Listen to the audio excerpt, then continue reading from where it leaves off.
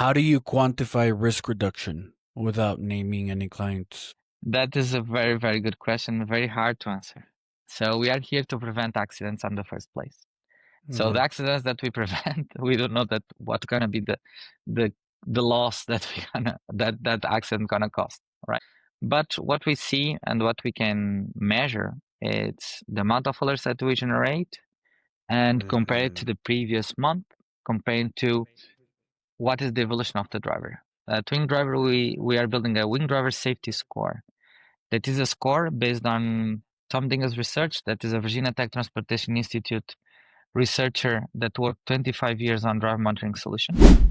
Today's guest built a driver safety wingman that runs on a phone, waking people up before they crash, cutting risk in real time, and giving insurers what they've begged for: signal over noise. Welcome to the Enhanced AI Partners podcast, where we spotlight leaders re-engineering growth through people, process, and pragmatic AI. I'm Yohan Mejia, founder of Enhanced AI Partners. Our theme today: AI on the road, driver safety, real-time risk, and insurance impact. My guest is André Azevedo, co-founder of Wing Driver, computer vision powered driver monitoring that runs on everyday smartphones and tablets. Think real-time alerts for fatigue and distraction, shipping as app and SDK, already live across ride-hailing, fleets, and mining. Andre, great to have you. Thank you. Thank you so much for inviting us. It's a pleasure to be here to share a bit of what we are doing to impact drivers' lives or road safety. That is our major priority. Thank you. We're excited to dive in. So let's start with the moment this stopped being an idea and became a mission. So Wing Driver started with a scare, both founders nodding off in the same week. What clicked in your head that said we have to fix this? So what clicked in your head that finally said that we have to fix this? Yeah, so it's really interesting that no one thinks that he's a bad driver. We are not bad drivers, actually. Myself and my co-founder, we never have heavy crash. My co-founder, actually, the only hard or heavy crash that he had, it was that one, that he crashed to a parked car and totaled two cars. And we thought, like, there is so many technology in vehicles in the world. Computer vision on that period was starting more or less back in 2014, that we decided to, hey, let's figure this out. Let's try to assist every driver in the world to try to fix this problem of sleepy drivers. And then we grow for distraction. But why we start on sleep? Because I don't know if you already fall asleep at the wheel or not, but Yeah, once. you don't control your blinks. You never control your blinks. Maybe happen the same with you as happened with me. It's like we don't fall asleep at the wheel, right? We only spend like 3 seconds or 2 seconds or 4 seconds with our eyes closed before opening again. And that in a desk like we are right now, it's okay, it's fine. But on a car, on a highway, or in a rural road or in a city road, that is a lot of meters covered in 3 seconds, 4 seconds, 2 seconds. So we need to change that. So we started in 2014 with another company that we exited in 2019, and we were doing the same as the typical company, an hardware solution and the computer vision. So the perfect hardware for the perfect software. And we understood that with this kind of strategy, we are not able to massive change and impact drivers' lives. So we need a solution that doesn't need any hardware.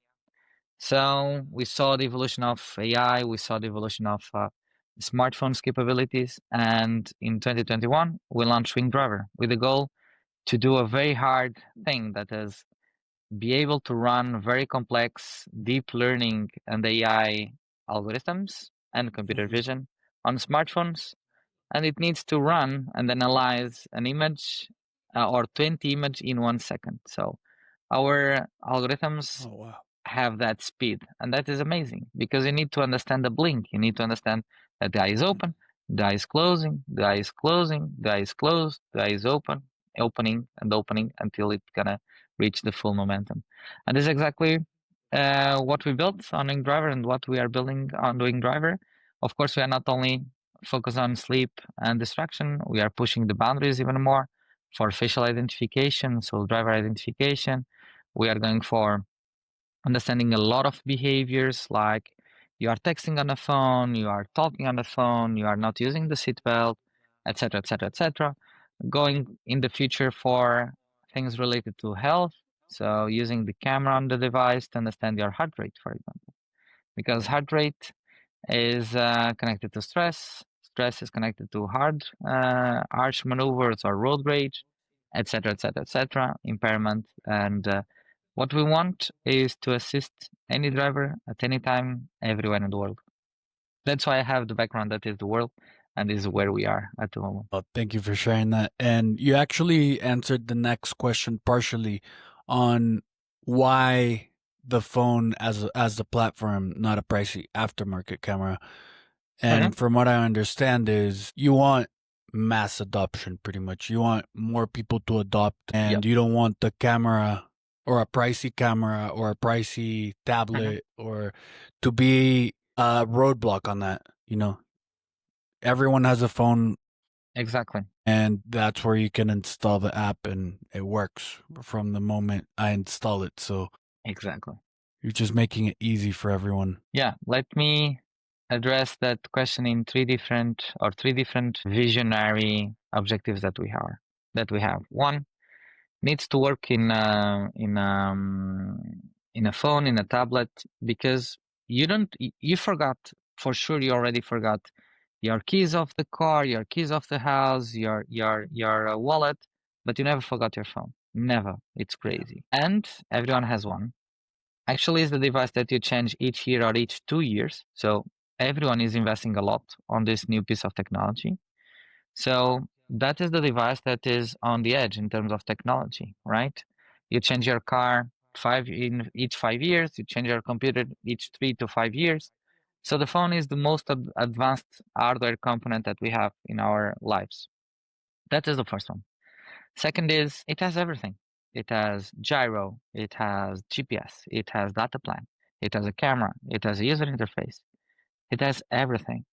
The only thing that doesn't have is NVIDIA GPUs running, but that is what we developed. We developed an algorithm or algorithms that they don't need NVIDIA GPUs to run very complex AI and computer vision algorithms. So that is our secret sauce. And on top of that, everything needs to work offline. We are not able to send to the cloud to be analyzed to answer back because we need to identify that you are sleeping and alert you in less than 1 second. So it's less than 1 second that we decide that you are in danger and we need to wake you up, for example, or that you are distracted. And also, our strategy is to be the enabler. So we have an app today on the cloud dashboard to teach the market, to teach that this is possible, to run POCs with our customers, to deploy easily our technology in their vehicles and in their drivers. But our main product is a software development kit, as you mentioned in the beginning. So it's a piece of code that any company with any app can implement it and launch this new functionality, this new safety assistive technology for any driver.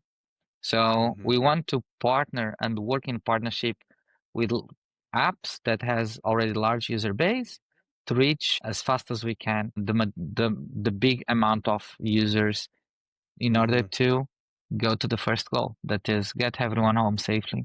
That is our objective, our mojo, and that is what drives us to build this technology, this business model that allows everyone to use it, and because we don't want anyone to do or to have the same problem as myself and Philippe in the beginning. Now, give us the simple version. How does Wing Driver detect fatigue and distraction in real time? And what does the driver actually experience? Is it a buzz, a tone, a message? Tell us a little bit more about that. Yeah.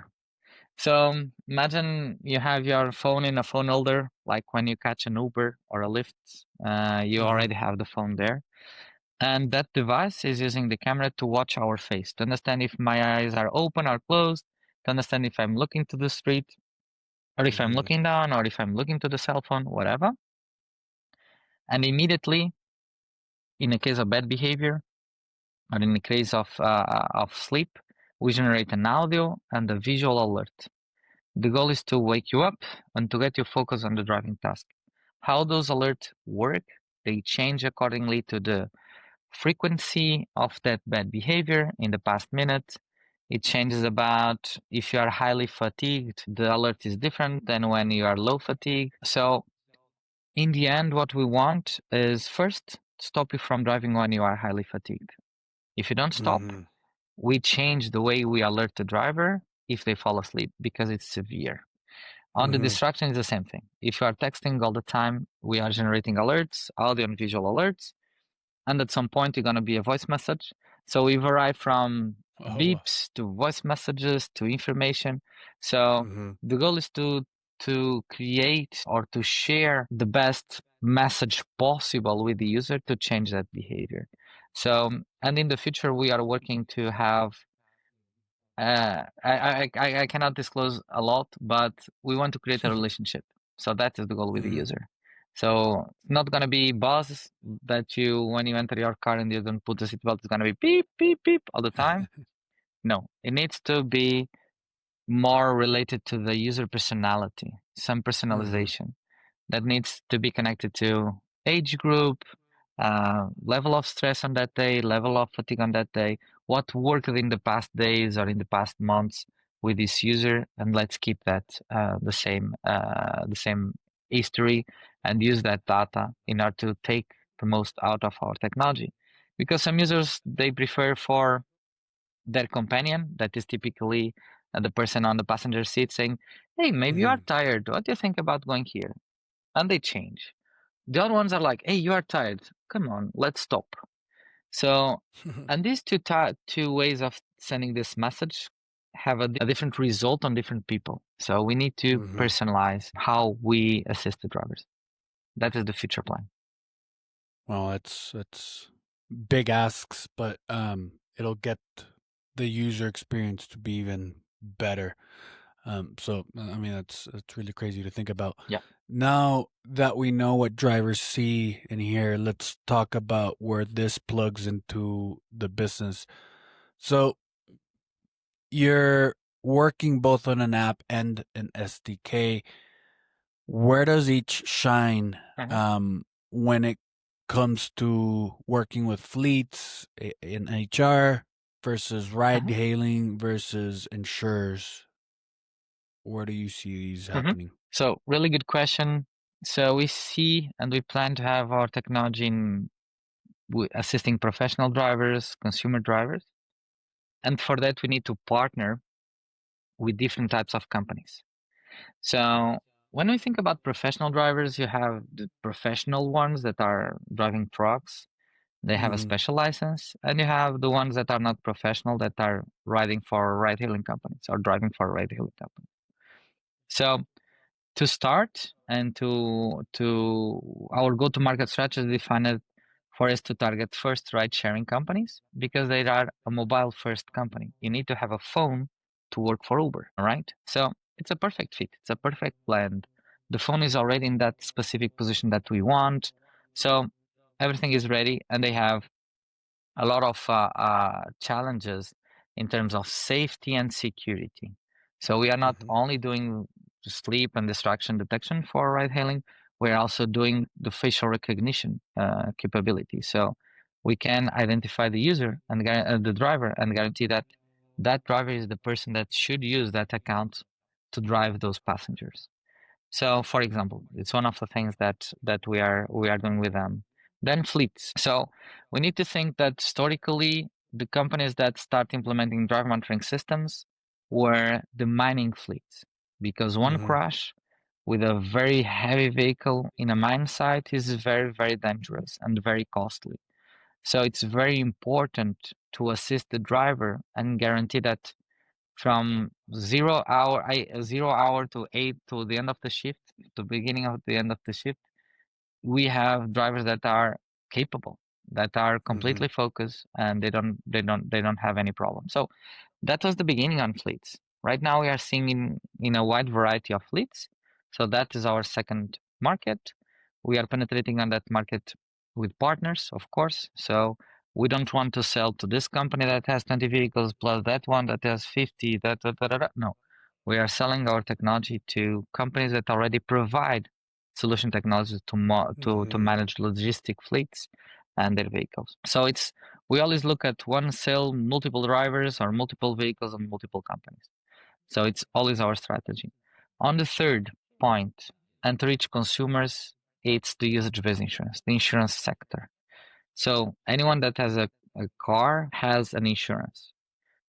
Insurance is losing each year a big amount of money because of crashes. And these losses are not decreasing; they are increasing. So the highest loss was 2024. 2023 was a little bit smaller, but the vehicles are much better. The roads are much better. You have brake assist. Why? You are keeping the losses going high because you are driving much more distracted than before, because you are getting more fatigued than before, because you are taking actions from the drivers and you want for them to be focused. That doesn't fit, right? So usage-based insurance is our target for next year. So we are negotiating right now some POCs at the moment because we can relate directly the focus of attention with the risk, right? If you're not looking at the road, you are in risk. If you're looking at the road, you don't have risk. So with this, we can understand exactly how to coach drivers to become better, reduce claims, reduce the impact of the insurance, and of course, promote safer driving and promote and give prizes for the best drivers. That is the goal. So the goal is to improve everyone with real-time alerts and coaching suggestions. So insurance is a big part of our target market. And later on, it's of course automotive manufacturers. That is the fourth step in our strategy, because we want to be embedded in any vehicle. And if we think about what we bring today to the table, is that we don't need any GPU specific to run our algorithms. We don't need any specific chip built by us to run our algorithms. No, we can run on a multimedia system. We can run on any CPU or GPU available on the vehicle, or even the smartphone of the user. So that is what we envision that is going to be the future of the vehicle. You have a vehicle that will going to be driven for 25 years. You change your phone each 2 years. What's going to be the most processing or the most interesting device to process everything? It's going to be your phone. 100%. So that is our vision for. Then we Now can go let's outside of talk. mobility sector, but that is for other parts. Now let's talk insurance. The money end of safety. So when an insurer or broker Uh-huh. says prove it, how do you quantify risk reduction without naming any clients? That is a very, very good question, very hard to answer. So we are here to prevent accidents in the first place. So the accidents that we prevent, we don't know that what's gonna be the the loss that we gonna that accident gonna cost, right? But what we see and what we can measure, it's the amount of alerts that we generate and compare it to the previous month, comparing to what is the evolution of the driver. To Wing Driver, we are building a Wing Driver safety score. That is a score based on Tom Dinga's research. That is a Virginia Tech Transportation Institute researcher that worked 25 years on driver monitoring solutions. So we built our safety score based on that research. We already improved with more data that safety score, and we aim for our safety score to be like the curriculum vitae of drivers, right? You have 96 safety score, or you have 90 or 86, you are better than the other one. You need to improve some things to reach 96. So this is the way that we see the evolution of each one of the drivers from day one to the day that we want to calculate. On top of that, we also can do A/B testing, right? Groups that is not using our technology and groups with our technology, compare both of them. It's the typical type of analysis that is done by the market in order to compare different results on driver behavior and the benefits that the technology brings. But typically, so it's the feedback that we have, I have two feedbacks that I never forget in my mind. That is, one is from a manager, a fleet manager, and another one from a user and the pool. The fleet manager once, after the first month, first 14,000 kilometers of miles of data, 14,000 alerts. It's like one alert per mile. Oh my goodness, that's a For lot. me, he was shocked. For me, it was like, this is much higher than what I was expecting. But then the next month get decreased, and the other month decreased and decreased and decreased, which means that drivers are adopting safer behaviors over time. But in the Mhm. beginning is crazy, the amount of alerts. Especially cell phone alerts are Mhm. always on top, are like 10 times higher than all the other ones. It's crazy.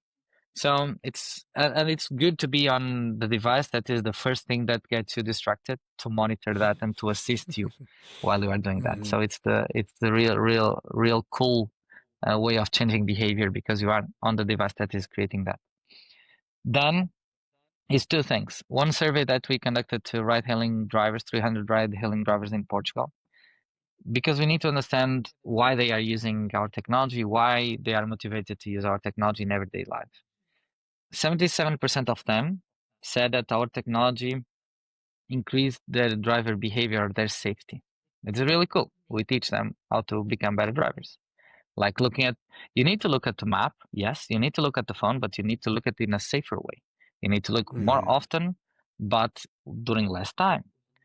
And the other one, that it was amazing. It was 33% of them, which means 100 drivers in a period of 2 months, said that our technology contribute for them to avoid an accident. It's like 100 drivers from a pool of 300 said that we made them avoid an accident. This is huge. This is Yeah, this is the big. results of this kind of technology to assist the driver. And lastly, it was the feedback from one person. So my phone number is on the website of the company. So I received a call at 9 a.m. I'm like, okay, strange number. And the first thing was, hey, good morning. Is André? Yes, it's André. I'm André. Okay, thank you. Why? Because yesterday I fall asleep 500 meters far from my home after driving for 8 hours as a ride-hailing driver, and you made me avoid an accident. This call is the same. This thing that we save with that woman is the Mhm. same type of problem that Philip has as when we started being driver. He fall asleep far at night, 1 kilometer far from his home also. So we fixed the Wow. problem that generated being driver. That is really, really Mhm. cool. I mean, and getting that feedback must be very fulfilling, and I mean, you're doing something good, and it's reflecting on the driver, so that's Yeah. always good to see. Now that we know what drivers see, let's talk about Makes you keep pushing on. where this plugs into the business, and also insurance care, because of that is real. But different markets have different problems. So let's zoom into a couple of them specifically. Now, Mhm, you mentioned Chile's mining industry being a perfect mhm, fit, and the mining industry in mhm, general. What problems are you specifically solving for them in the back end, um, mhm. or for long haul crew transports? Because Yeah. I'm guessing their type of monitoring Mhm, is not the same as the monitoring for a consumer than a fleet mhm. driver. So I I believe it Yeah. behaves a little bit different depending on what use case it'll be implemented on. So tell us, Exactly. for Chile's mining industry, how that Exactly. works. So different works have different challenges. Exactly what you said. So when you are driving for long periods of time, the most dangerous problem to fix is fatigue. Of course, distraction exists, but distraction is easier trained than the fatigue. Hmm.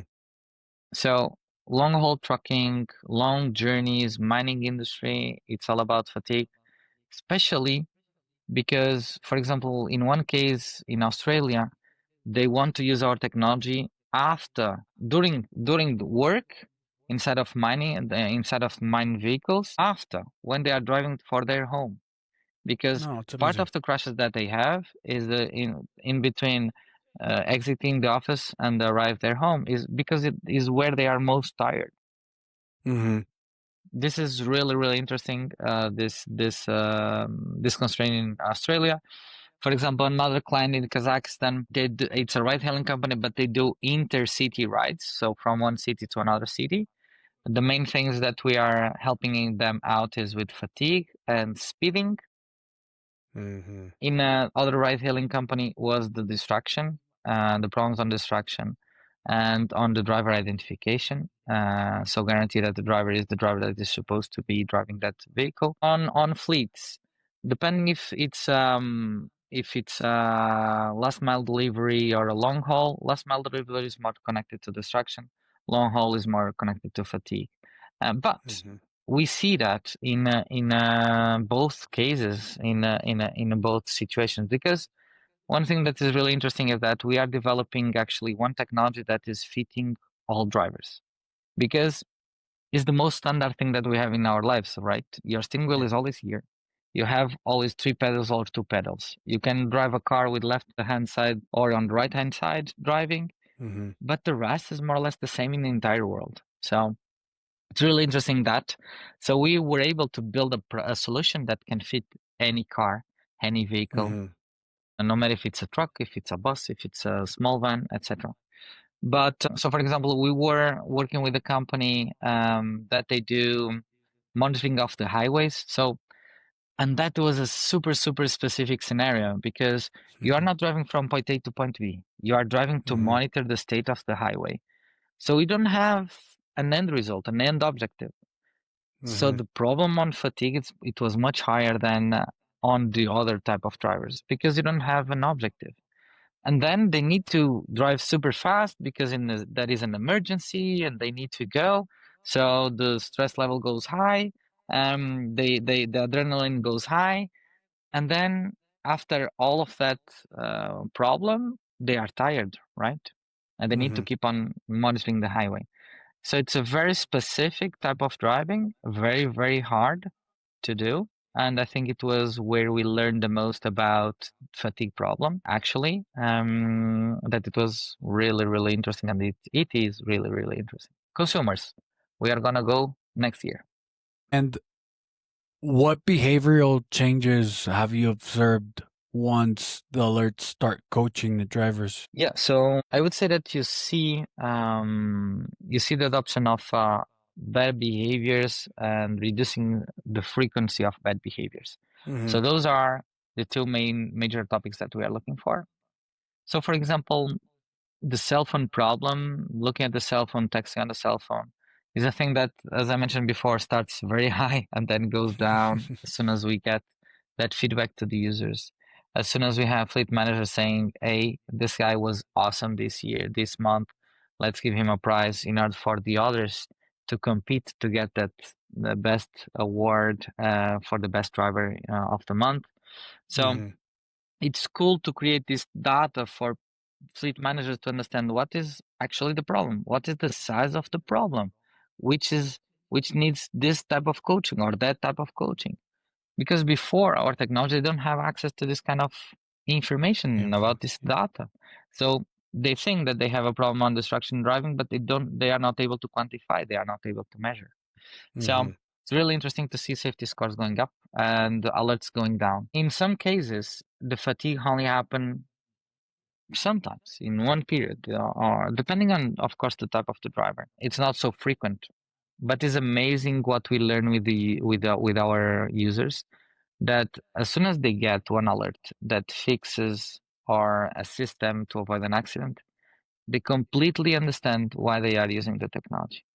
They understand that this is for them to get them home safely. So Mm-hmm. it's really interesting that sometimes we joke internally that is like, okay, we launched this for this, or this customer is doing a POC. Okay, when we generate the first sleep alert. Okay, it was yesterday. Okay, now we can go again to them because they already know Mm-hmm. why the technology is there, why they should implement this technology in a wide variety of vehicles, because they only need to talk with this driver, because that driver gonna motivate them to launch for all the rest of the drive. And I find it really cool that you get like a score because I that way me as a driver I can quantify how bad or how good I am, and I'll be able to see an improvement or Mhm. a decrease in my score depending on what I do. So I think that real time feedback is actually a really cool feature that you guys Exactly. have implemented. Now we've talked about the Yeah. human side, and now let's look at what you're building next on top of this platform. So, is there any type like of a panic button that you've installed in WingDriver? Or Yes. yeah, Yes. and what happens the moment it spreads? What's captured? What's shared? Who's alerted? So let's divide this question in two steps. One is privacy. Mm-hmm. So we work in European environment, US environment. So we are in line with the latest standards that is the GDPR in European level. So we can work at European soil. We are able to collect and work and anonymize data in order to be used by fleet managers or the user. But also the user can actually define itself if he wants to share data and which type of data he can share. Mm-hmm. So if you look at our app, for example, on the menu, the third button that is like first is account, then is stats, the third is privacy. So we care a lot about our users' privacy and we give them full freedom.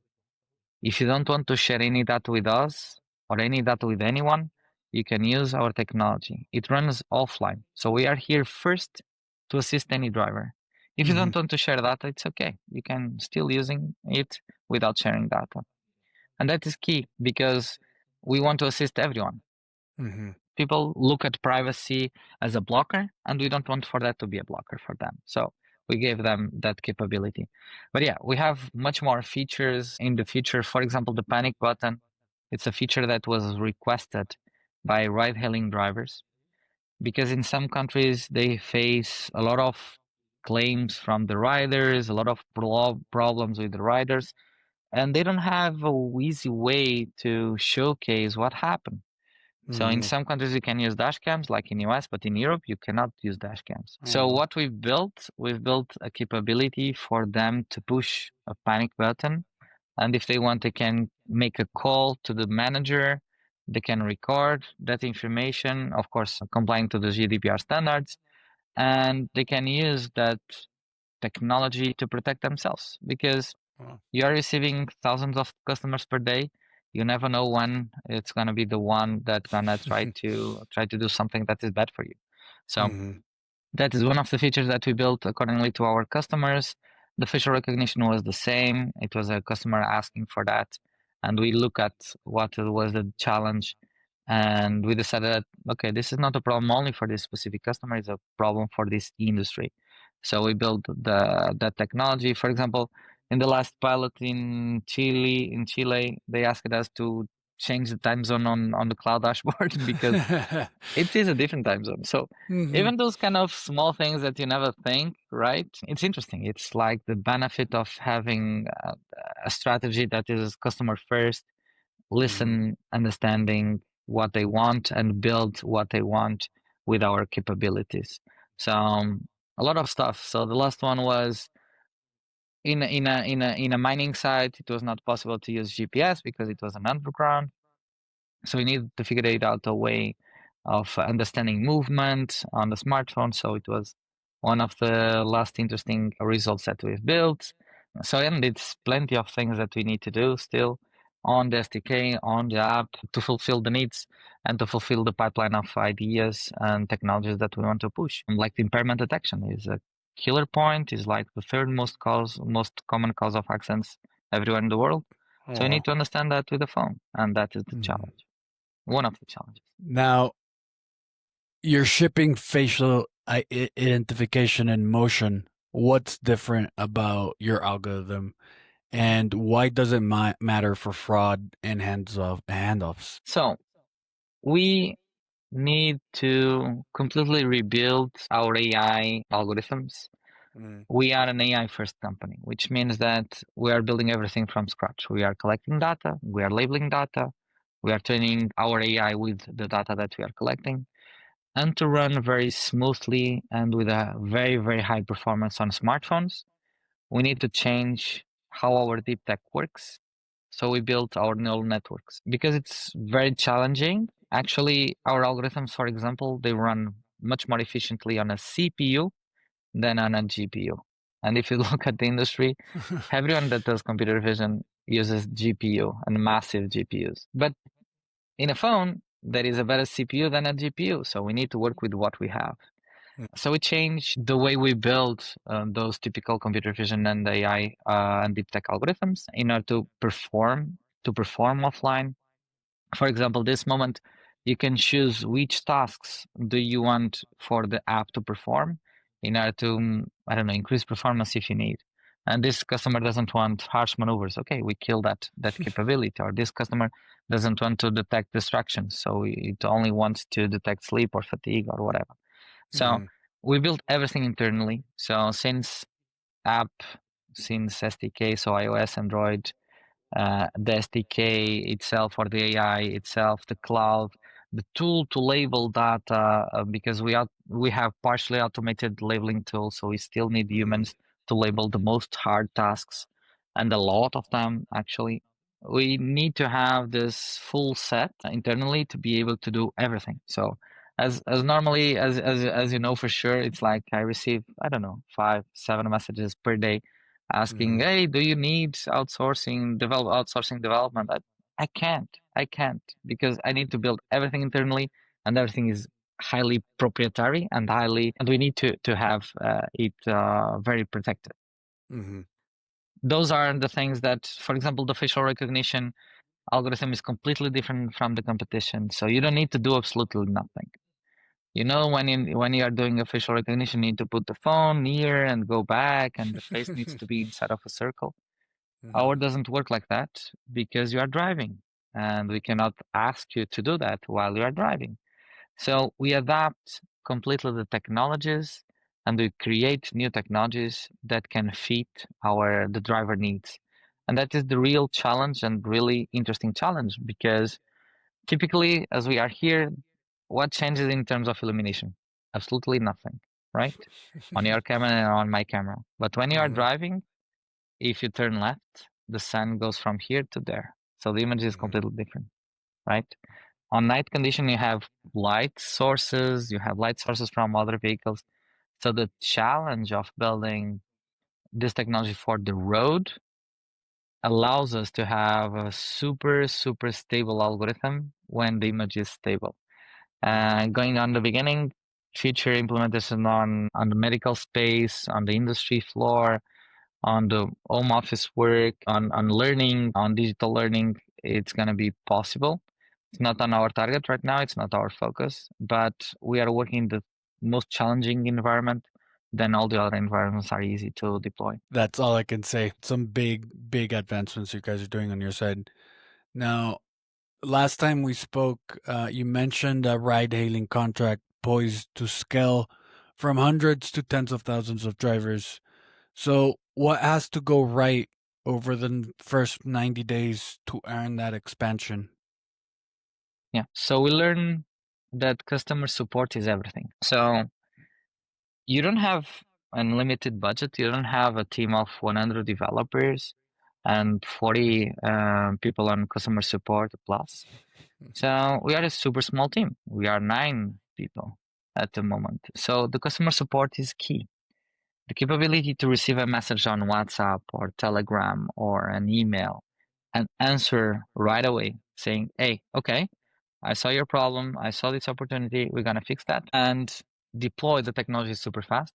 So, for example, in this customer, at some point, the manager of the project there during the POC said, "I don't understand. Your developers should not sleep because you are developing new technologies and new features and fixing stuff from one day to another. How are you doing this? Because we are hyper focused, and the client need is a client. It's the main priority at the moment. Having this relationship that is super, super close, it's the way to go. For example, Yeah. last week, the POC that is happening in Chile, the guy asked me to change the color of the illumination, light illumination, and to have that capability for him to change, and it's possible.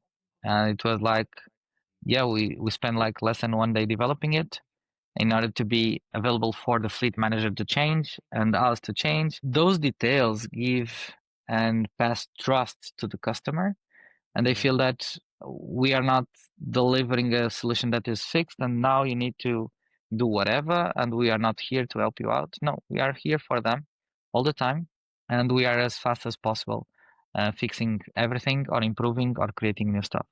So for example, we have one customer that they want to detect second phone use. That is like you have a phone and then you are using your personal phone while you are driving. So we developed that capability in less than 1 week. Then we start collecting data, and in 2 weeks, 3 weeks, we already have an algorithm that was working pretty well in his environment.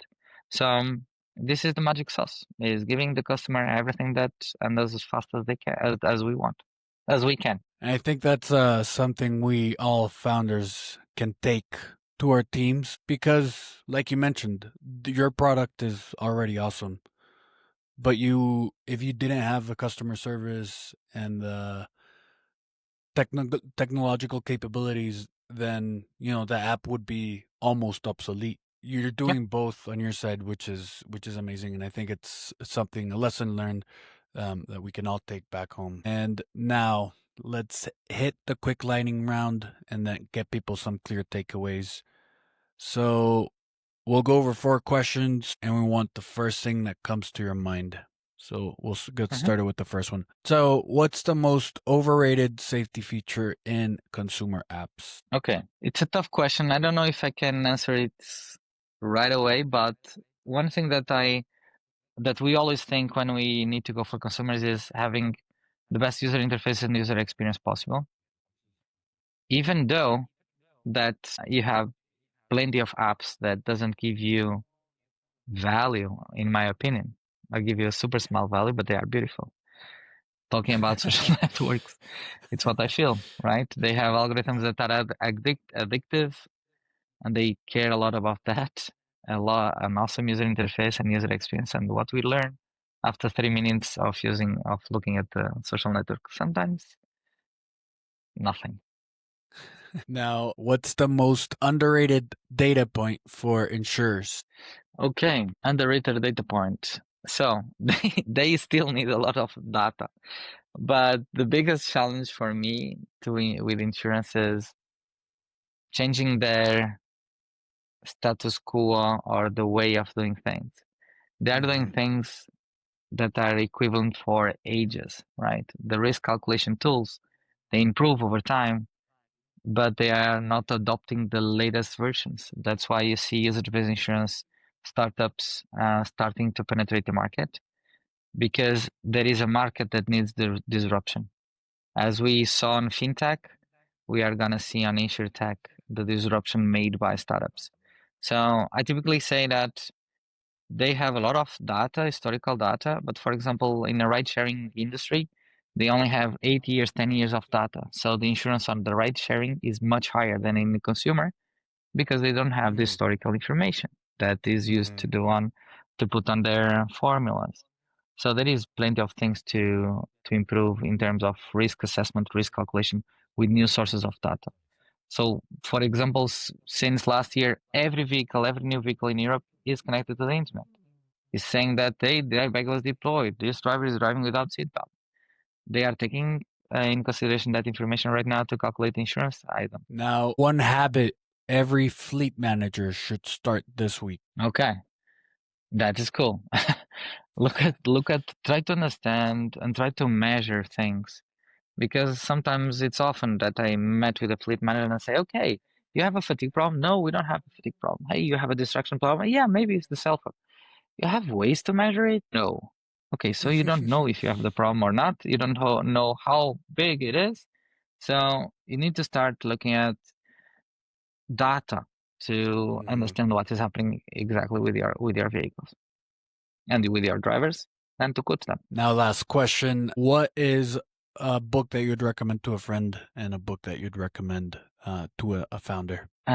Cool, really cool. So for a friend, definitely in Portuguese we say pai rico, pai pobre, rich dad, poor dad, because it gives you the vision of how we are taught to do always the same thing, everyone being everyone the same and equivalent, and we need to think that there is other ways of working and giving your lives and investments and etc. I think it's really really interesting to push for that, definitely.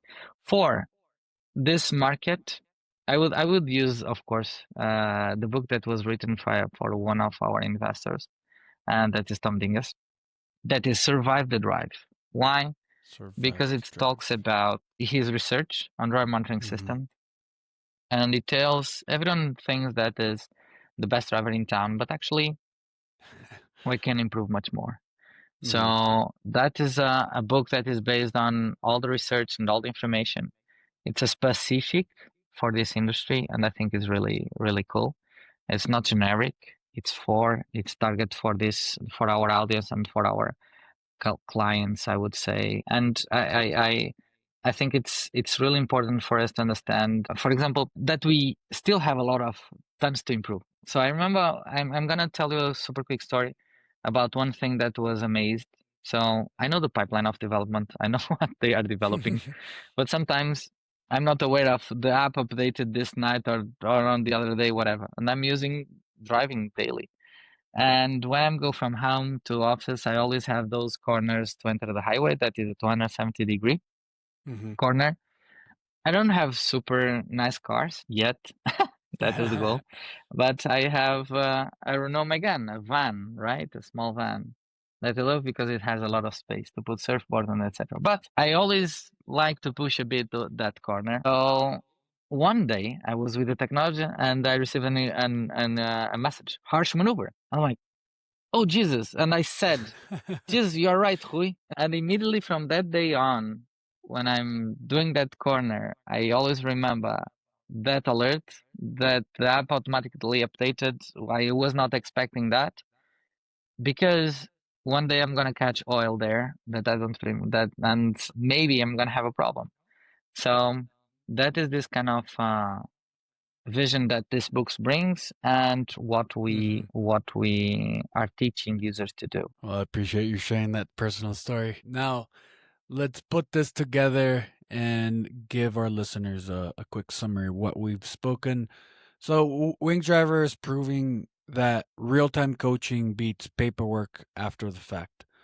By running on phones, not expensive hardware, they can scale from mines in Chile to ride hailing in Kazakhstan, turning drowsy events, distractions, and panic signals into data insurers can price and drivers actually feel in the moment.